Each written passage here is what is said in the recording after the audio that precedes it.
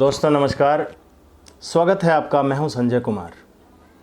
साथियों, अभी 9 जून को जब प्रधानमंत्री मोदी तीसरी बार शपथ लेने जा रहे थे, ठीक उसी वक्त जम्मू कश्मीर के रियासी एक जगह है जहां पर एक आतंकवादी हमला होता है और उस आतंकवादी हमले में करीब 10 लोग मारे जाते हैं और 30 से ज़्यादा जो लोग हैं वो घायल हैं और ज़िंदगी और मौत से जंग लड़ रहे हैं। इस हमले में जिन लोगों ने अपनी जान गंवाई, ईश्वर उनको ये दुख सहन करने की शक्ति दे, क्षमता दे। ये वीडियो शुरू करने से पहले एक छोटा सा डिस्क्लेमर है। देखिए, मैं जो रक्षा से जुड़े हुए जो मसले होते हैं, मैं उनका एक्सपर्ट नहीं। इस घटना का विश्लेषण मैं इस वीडियो के माध्यम से नहीं कर रहा हूं, लेकिन एक आम नागरिक होने के नाते और एक संवेदनशील व्यक्ति होने के नाते एक प्लेटफॉर्म है और इस प्लेटफॉर्म के ज़रिए मैं उसी पीड़ा से गुज़र रहा हूं जो एक संवेदनशील व्यक्ति, अपने भारत देश से प्यार करने वाला व्यक्ति, जिस पीड़ा से इस तरह की घटनाओं के बाद गुज़रता है। जिस अंदाज में ये हमला हुआ, सामने से बस पे हमला किया, श्रद्धालुओं से ये भरी हुई बस थी। ये घटना दुखद भी थी।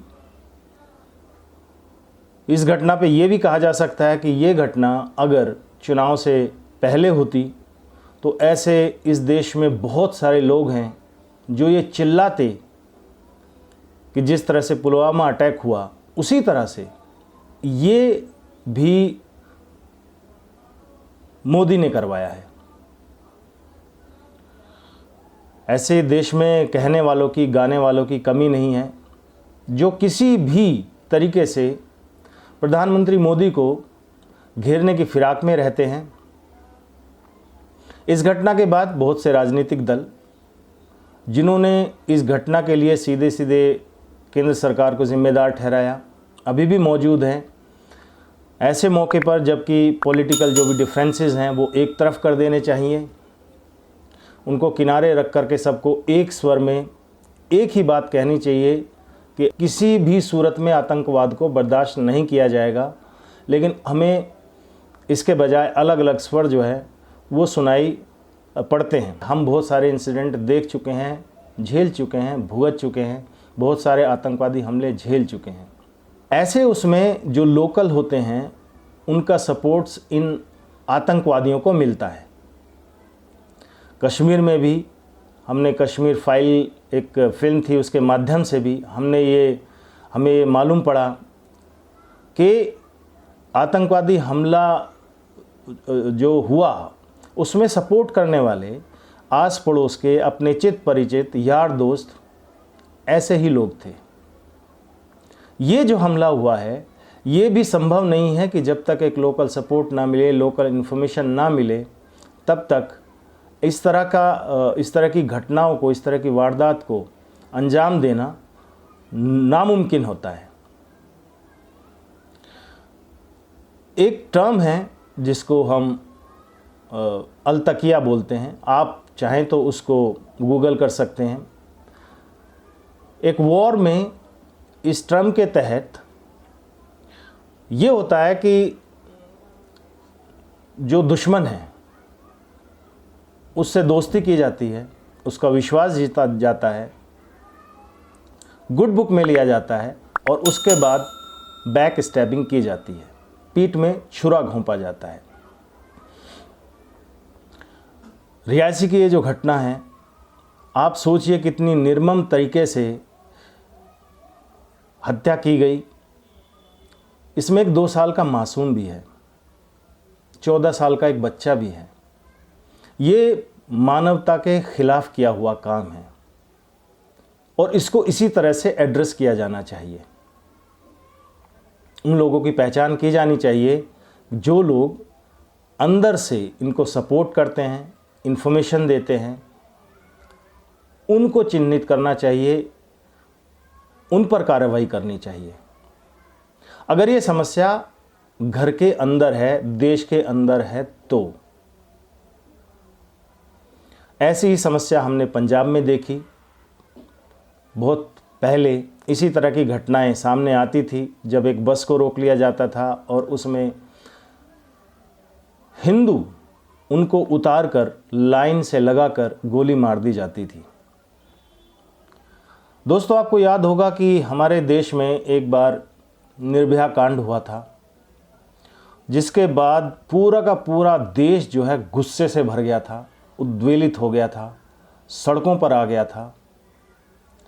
लेकिन बड़े अचंभे की बात है कि हमारे ही देश में एक साथ 10 लोगों की हत्या कर दी जाती है, 30 लोग घायल हो जाते हैं और शायद अगर ये बस खाई में नहीं गिरती तो बहुत संभव था कि सभी को गोलियों से भून दिया जाता। लेकिन इस तरह की जब घटना हुई, इसके बाद में लोगों ने अपने गुस्से का इजहार किया। बहुत सारे सेलेब्स हैं जो बॉलीवुड इंडस्ट्री से आते हैं। कुछ दिनों पहले ऑल आइज ऑन रफ़ा करके वो एक पट्टी टांग करके उसको शो कर रहे थे, प्रमोट कर रहे थे।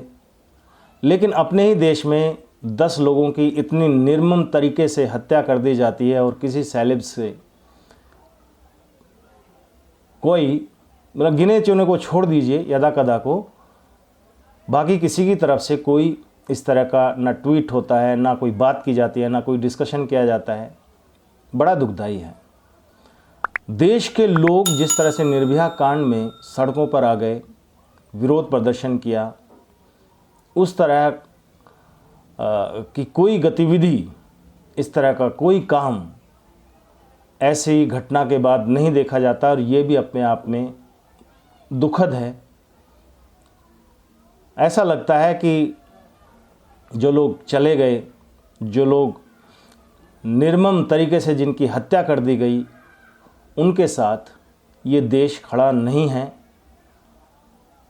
क्योंकि जिस तरह से निर्भया कांड में हुआ, अगर उसी तरह से पूरा देश एक साथ विरोध करे, पूरा देश एक साथ एक स्वर में, सभी राजनीतिक दल भी, सभी सेलेब्स भी, आम आदमी भी, संगठन भी, सभी मिलकर इसका विरोध करें, तो उसका असर व्यापक होगा। उसका असर ज़रूर ज़मीन पर दिखाई देगा और शायद फिर इस तरह की घटना आगे से ना हो या करने वाले 10 बार सोचें। दूसरा पहलू इस घटना का ये है कि अगर ये घटना सीमा पार से की जाती है, सीमा पार से मैं समझता हूँ आप समझ गए होंगे, अगर ये पाकिस्तान से की जाती है, अगर पाकिस्तान से प्रायोजित है, वहाँ से घुसपैठ हुई है और उन लोगों ने, आतंकवादियों ने इस घटना को अंजाम दिया है सीमा पार से, तो ये कहीं ना कहीं हमारी इंटेलिजेंस की भी फेलियर है और कहीं ना कहीं सामने वाला जो देश है उसमें जो बैठे हुए आतंकवादी हैं, उनको जो सपोर्ट सिस्टम उनको मिला हुआ है वहाँ की एजेंसी से या वहाँ की सेना से, जैसे कि बताया जाता है कि बिना सेना की सपोर्ट के, बिना आईएसआई की सपोर्ट के इस तरह के हमलों को अंजाम नहीं दिया जा सकता। तो फिर सवाल ये है कि इस तरह से फिर कोई सर्जिकल स्ट्राइक हो, फिर कुछ आतंकवादी मार दिए जाएं, तो क्या उससे इस समस्या का समाधान हो जाएगा? मुझे नहीं लगता कि ऐसा हो पाएगा, क्योंकि पाकिस्तान एक ऐसा देश है जहां पर सब जानते हैं कि वो आतंकवाद की फैक्ट्री कहा जाता है, जिसमें आतंकवादियों के नंबर्स की कोई काउंटिंग नहीं है। आप कितने मार लेंगे, कितनों पे सर्जिकल स्ट्राइक कर लेंगे, ये जब तक जड़ पर जाकर के प्रहार नहीं करेंगे, जब तक वो सोर्स बंद नहीं करेंगे जहां से इनकी सप्लाई होती है, तब तक मुझे नहीं लगता कि इस समस्या का समाधान हो पाएगा। मैं सरकार से गुजारिश करता हूं अपने इस छोटे से प्लेटफॉर्म के माध्यम से कि वो वहाँ प्रहार करे, उस जड़ को समूल नष्ट करे जहाँ से ये आतंकवाद पनपता है, ताकि आगे आने वाले वक्त में इस तरह की फिर कोई अप्रिय घटना हमें ना देखनी पड़े, हमें ना झेलनी पड़े, हमारा देश भी सुरक्षित रहे, हमारे नागरिक भी सुरक्षित रहें। आप क्या सोचते हैं, आपके क्या विचार हैं, आप ज़रूर बताइए। आपके कमेंट्स का हमें इंतज़ार रहेगा। जल्द फिर मिलते हैं, तब तक के लिए इजाज़त दीजिए। धन्यवाद। जय हिंद। वंदे मातरम।